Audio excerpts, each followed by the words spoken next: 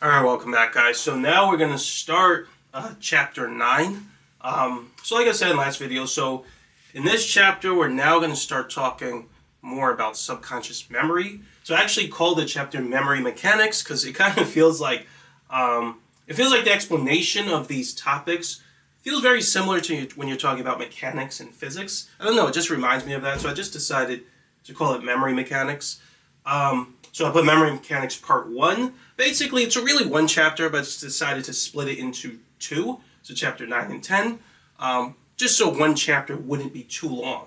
Same thing I did when talking about the body. And originally in the book, when I talked about the body, it was like it was one chapter. But it was so long, I just decided to split it into three. So chapters 4, 5, and 6. So basically, we're going to talk about memory mechanics. So this is part 1 in this chapter. And we're going to talk a lot about, like I said before, we're going to talk a lot about subjects. So we've been talking a lot about the command part of your intention, right, in chapters 7, and pretty much a good chunk of the book so far. But now we're going to start talking more about the subject in the role the subject plays in subconscious activity. And as you're going to see, the main role it plays is related to subconscious memory or memory mechanics. So in this video, I decided to combine, I think it's the first 3 sections in this book, in the chapter in the book, into this one video. Each one is very small, so I could fit it in one video. So we're going to talk about timing constraints and the aging problem. Really, we're mostly going to talk about the aging problem, but the first section in the chapter, I think I mentioned timing constraints. So far we've been talking a lot about charging the subconscious, right? And subconscious activity, what goes on with the positive mind and the negative mind and things like that. But we really haven't talked a lot about timing, right? So how long does it take to charge your subconscious, to a decent amount of intensity, right? If you want to charge your subconscious for the purpose of performance, right? So let's say I want to charge it to use, let's say I want to charge it to use a transcendental level of creativity. Let's say I want to be very creative in making music or telling jokes or writing stories. How long does it take to charge my subconscious to do that? So we're going to answer some of those questions throughout these next 2 chapters. But just to go over this first point, so in the last chapter, we basically said that charging works by a kind of oscillatory pattern, right? So kind of back and forth behavior between the negative mind and the positive mind. So you hold an intention with your negative mind. So when you're in a normal state of awareness, you hold an intention for 7 to 10 seconds, right? Then you enter a transcendental state, right? You have to kind of acquiesce and allow yourself to enter a transcendental state. And then when you finally do, you sort of switch. So you stop holding intention and then you try to switch to sort of using your subconscious instinct or thinking with your positive mind to sort of do stuff while you're in a transcendental state, right? And that's how you use your transcendental mental abilities. And then you can only stay in that state for a short time. So like we said, it's intermittent. Your awareness or your subconscious falls back into its ground state. So your awareness falls back into its normal state. And then you repeat the process. So you go back and forth and back and forth. Now, each time you're in a transcendental state, your subconscious instinct, it thinks with a certain amount of energy, right? Now, when you go back to a normal state of awareness, some of that energy lingers around. So it takes a while for it to go away. And the next time you go back into a transcendental state, and your subconscious produces or expresses some subconscious action, right? That subconscious action will piggyback off the energy from the previous time you were in a transcendental state, right? Where it was in an excited state. And it keeps and each time you do it, it piggybacks off that energy, and the energy grows more and more and more and more. So the important question to now ask is, how long does that energy stick around? So if I have one iteration, right? So I hold an intention for 7 to 10 seconds, enter a transcendental state, express some subconscious action, such as emotion, and then I go back to my ground state. How long does that energy linger around before such that I can piggyback off it and express some subconscious action with even more energy the next time, right? More than I did with the first iteration. And I think in the book I give the kind of ridiculous example, does it last a whole year, right? Can I do one iteration and then repeat another iteration in the next year And does my subconscious, is it now able to express emotion even more strongly because that energy lingered around that whole year, right? Or does it last only a few seconds? Do I have to repeat an iteration within a couple seconds before the energy discharges and I'm back to normal? So these are actually questions that we're going to really answer throughout these 2 chapters. How fast does subconscious energy charge? Does it depend on the purpose, right? Can I charge energy faster when charging emotion versus performance? And that answer is actually true, which we're going to talk more about that in chapter 13. Emotion's the fastest to charge. But for now, how fast does it charge? How fast does it discharge? So these are some answers that questions we're gonna be focused on and that we're gonna try to answer in this chapter, or in the next 2 chapters. So looking back at what we said the theory of entertainment was in the previous chapter, so I said that when you're watching a movie or listening to music, right, you actually hold an intention for 7 to 10 seconds. You don't realize it, but you are. And then you enter a transcendental state, right? And then your subconscious instinct, right, is very focused on the movie or the music, and it starts thinking things or expressing some imagination or some story that's based on what you're observing, right? And so it charges energy while you're observing it or listening to observing this music, observing the movie or listening to the song or whatever, or engage in any entertaining activity. Now, if this theory of entertainment is correct, right, then in theory, right, a person should be able to continuously watch a movie or listen to music and keep going through that oscillatory back and forth process and keep charging energy forever, right? And so, and I actually say that here, in theory, a person should be able to continuously charge energy when watching movies or listening to music. So let's think about that for a moment, right? Ask yourself if that sounds right. So for example, let's say I watch a movie which I really like, right? So a movie I really liked, I guess when I was a kid, was The Matrix, right? So I thought The Matrix was awesome, right? Let's say I watched The Matrix one time, right? And I think it's really cool, right? So I want to watch it again. So I watch it a second time. How will I emotionally respond the second time? Probably I'll still like it, right? But what's interesting, and you've probably experienced this when you rewatched movies, you probably don't feel as emotionally moved as you did before, but you still feel decently emotionally moved.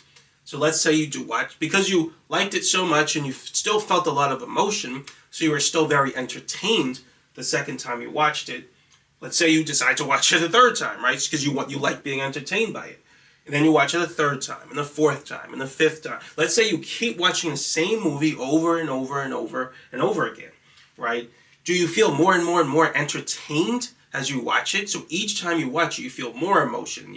The intensity increases and it grows, and you just feel more and more and more intense emotion and more entertained and more emotionally moved every time you watch it. You would probably say the answer is no, right? So what actually happens is usually, as you watch a movie, you feel the most amount of emotion or most emotional intensity, or you're most emotionally moved from watching that movie the first time you watched it. Then the second time you still feel some emotion, but not as much. And the third time, and the fourth time, and the fifth time, you practically almost feel no emotion at all. You feel very little, right? So in other words, the emotion drops off, right? If we could graph it, right? I didn't put it there, but if you put like a graph, usually it would go something like this. Let's say that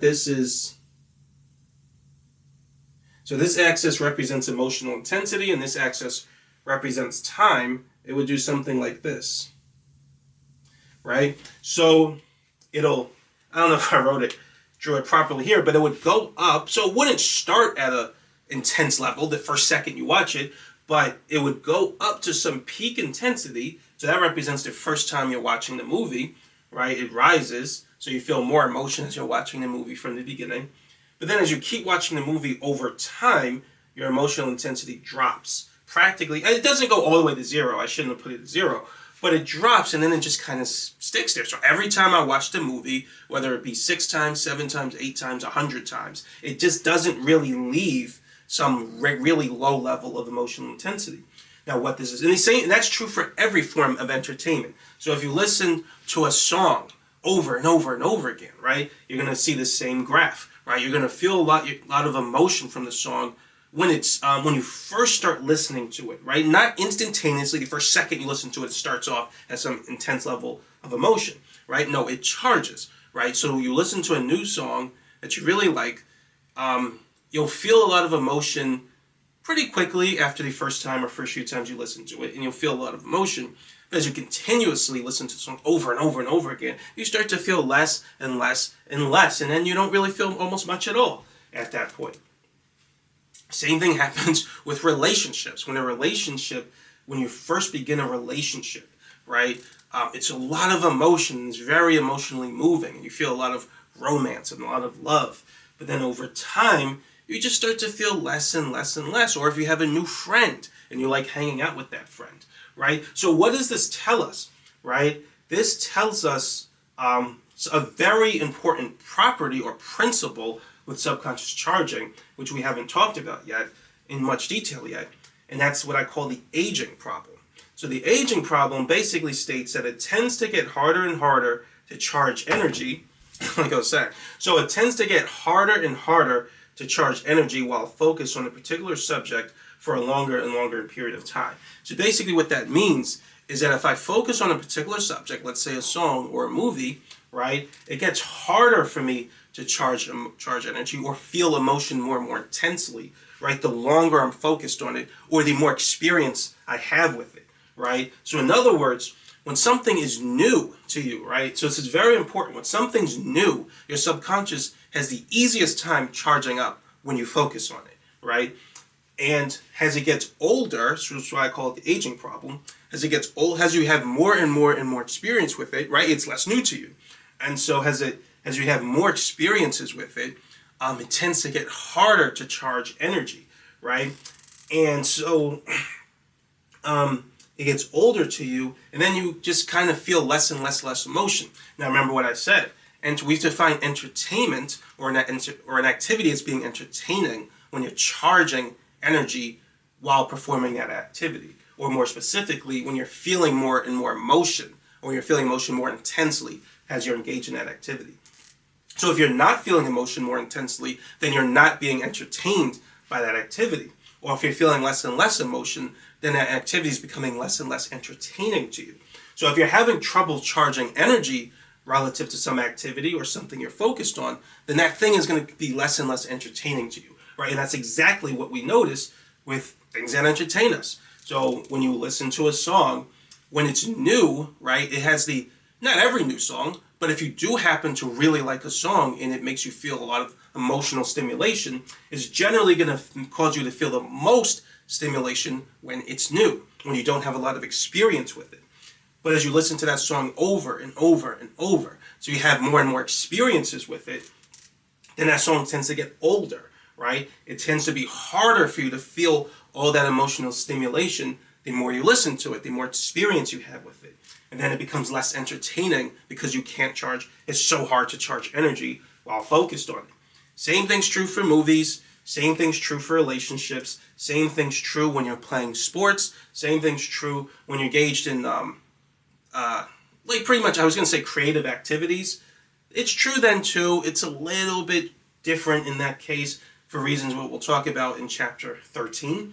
But pretty much anything, right, gets older. So even transcendental performance. So I think I mentioned it before, but sometimes they call it beginner's luck. So when certain performers, especially in sports, when they first start performing some sport or performing some activity, they'll notice that they just are able to perform very well for some reason in the beginning, right, when they first start. But then over time, something happens when it gets harder for them to sort of reach a transcendental level of performance or perform very well in a very kind of instinctive way that they could when they first started, right? But they usually get more experience and they can perform better calculations, things like that to compensate. But what's really happening is that they're able to perform transcendentally, right, in some new activity very easily. And then as they get more experience and they train in some sport more or some game or whatever, some competition, their ability to perform at a transcendental level drops and decreases. And I see that in boxing, like I said, all the time. Anthony Joshua, he's a perfect textbook example of this. When he was new, so he's a boxer, right? Heavyweight boxer. When he was in the beginning of his career, you could tell, I mean, he was fighting easier opponents, right? As every boxer does early in a career. But if you just watch him fight, you can tell that he's fighting with more emotion, more passion, right? And that motion and that passion allowed him to reach a transcendental level of performance. Like when he fought Klitschko, right? That was an amazing fight, right? That was a great fight. And you can tell that Anthony Joshua in that fight, he's fighting with passion and emotion, right? He was trying to knock Klitschko out. He wasn't performing all these calculations about trying to conserve his energy and trying to do this and that. He was just going for broke, right? But then later in his career, he stopped doing that. Now in that fight, Klitschko was actually the seasoned veteran who was constantly performing calculations and this and that. So this is something that happens all the time in boxing. As a fighter gets older, right, they start to become more seasoned and they start to try to be more in control of the fight. Now remember what we said. Your subconscious, your negative mind is the one that has all the control, has free will, rationality, all of that. Your subconscious doesn't. Your subconscious thinks in the form of instinct, right? It just does things, right? And you notice that way of thinking when you're dreaming. When you're dreaming, you're largely thinking, your conscious mind's still there, but you don't have the quality of rationality because your body isn't charging the ground state. So your subconscious is much more free. So you notice your subconscious instinct just doing things all the time. And that's basically how your subconscious thinks in a way that you do when you're dreaming, right? Now, when you're in a fight and you're charged up, your subconscious is charged up, and you're performing or fighting with your positive mind rather than your negative mind, that's when you're in the zone, right? You're just doing things instinctively. Now, what a lot of fighters do, right? I'm kind of going off on a tangent a little bit, but what a lot of fighters do, as they get more experience, they don't like that feeling of not being in control. They don't really know, most of them don't know how all this stuff works with the subconscious. I imagine if they knew, they would just charge their subconscious instinct and rely on that because that could perform calculations and perform way better than the negative mind when it's charged properly. However, they don't know about all this and they like to stay in control. But when they lean into that feeling of control, they lean more into the negative mind. So their ability to perform transcendentally drops because they want more control. You'll never get control, that type of control with your positive mind. So what Klitschko did is he likes to, because he was so much more seasoned and was such a veteran in boxing, he's constantly trying to control his energy, constantly trying to not exert himself too much, constantly performing calculations with defense and offense. And the problem with doing this is you can do it as you get more experience, and it is good to a degree, but it prevents you from reaching a transcendental level of control. Now, Anthony Joshua, he had less experience by that time, but he was able to perform transcendentally. So I've always remembered that fight. That's a textbook fight between the way a person fights when they're using a transcendental level of performance or their positive mind, and the way they fight when they're using their negative mind, right? And when you saw from that fight, Anthony Joshua beat Klitschko. It was a close fight, but he beat Klitschko because he made up for his lack of experience with his transcendental level of performance. Klitschko had a lot of experience, but he didn't perform at a transcendental level. He was at a normal level of performance, right? So I just think that was a very textbook fight. Even if you're not a boxing fan, I recommend to watch that fight basically to see what I'm talking about. But Anthony Joshua, as he went later in his career, he started turning into Klitschko, started fighting less transcendental, right? Started trying to stay in control of the fight like crazy, and his performance dropped, right? Now, it didn't drop as much as it could have because he got more experience. But overall, right, his total performance level dropped because he wasn't transcendental.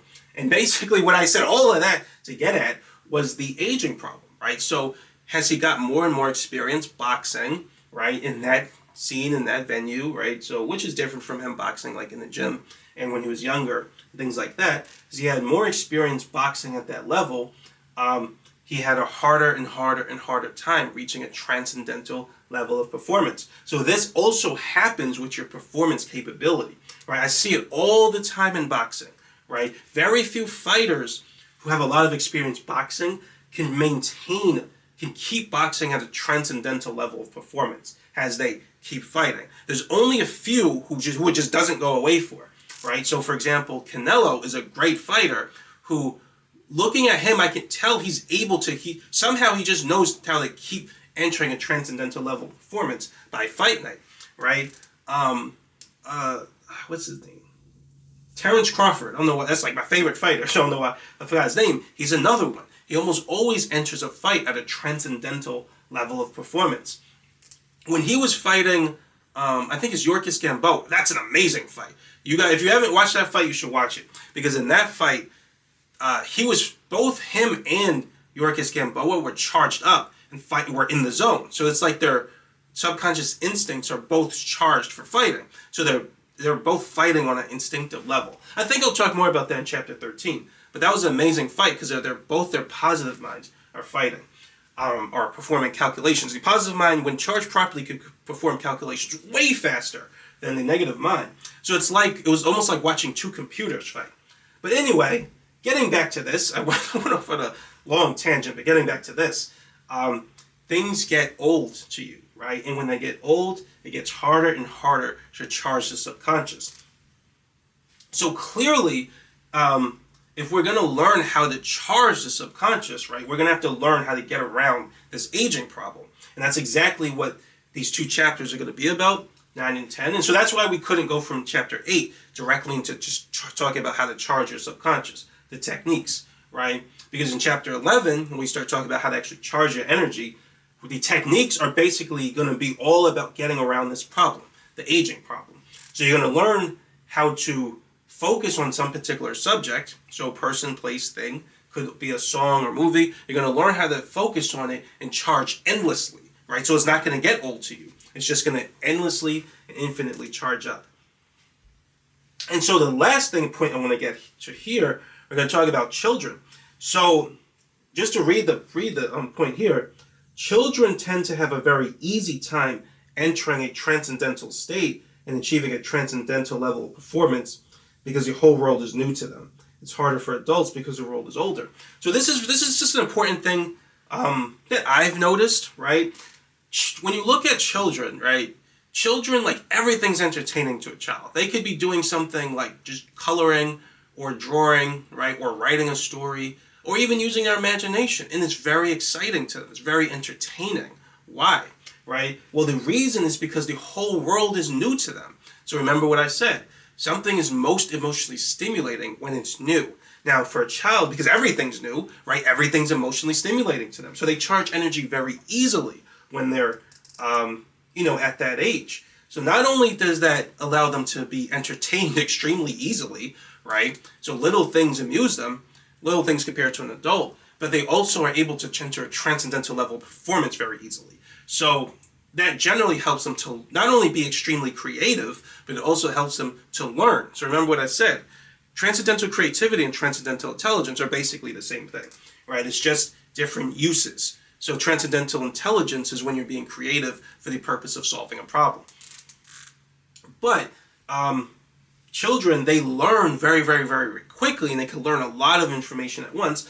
It also has to do with their brain configuration.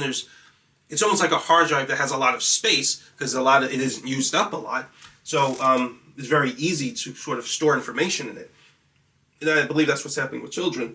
But also the thing is that they're able to charge energy very easily. So they're able to enter a transcendental level of performance very easily and use transcendental intelligence to solve problems.